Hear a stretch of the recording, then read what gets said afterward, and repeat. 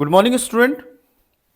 एक क्वेश्चन था कि जब भारत में राष्ट्रपति और उपराष्ट्रपति का पोजीशन खाली हो जाए तो उस समय भारत का राष्ट्रपति कौन होगा। इस तरीके का एक क्वेश्चन पूछा गया है मेंस में भी। और भारत के इतिहास में एक बार घटना हो चुकी है ना। तो उसको आप सुनते जाएंगे, 2 मिनट का वीडियो होगा।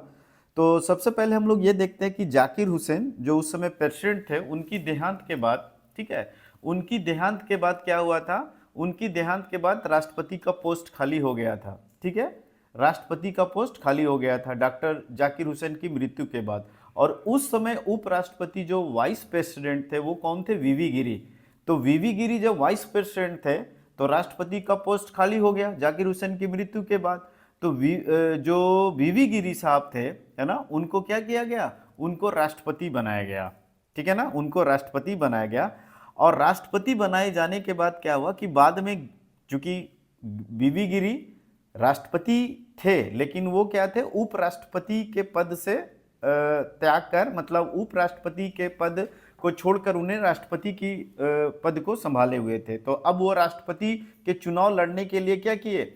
चुनाव लड़ने के लिए उन्होंने अपने पोस्ट को खाली कर दिए। तो अब दोनों पोस्ट खाली हो गया, ठीक है, राष्ट्रपति और उपराष्ट्रपति दोनों का।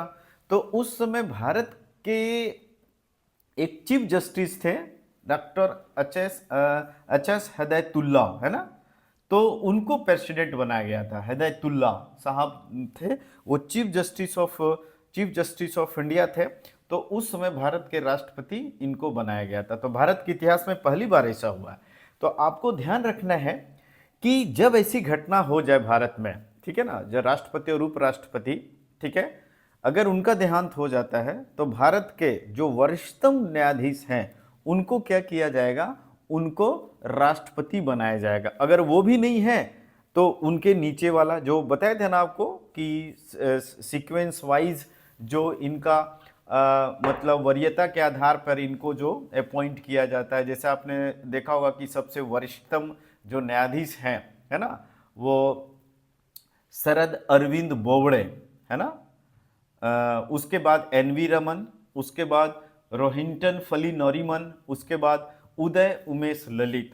तो चूंकि ये सब क्या है, काफ़ी मतलब सीनियर जज के रूप में आते हैं। और अगर इस तरीके का घटनाएं हो जाए भारत में तो वो प्रेसिडेंट के पोस्ट पर इनको बैठाया जा सकता है। ठीक है, तो ये सिंपल सा क्वेश्चन था। एच.एस. हिदायतुल्ला एकमात्र ऐसे न्यायाधीश हुए भारत के जिनको राष्ट्रपति के पद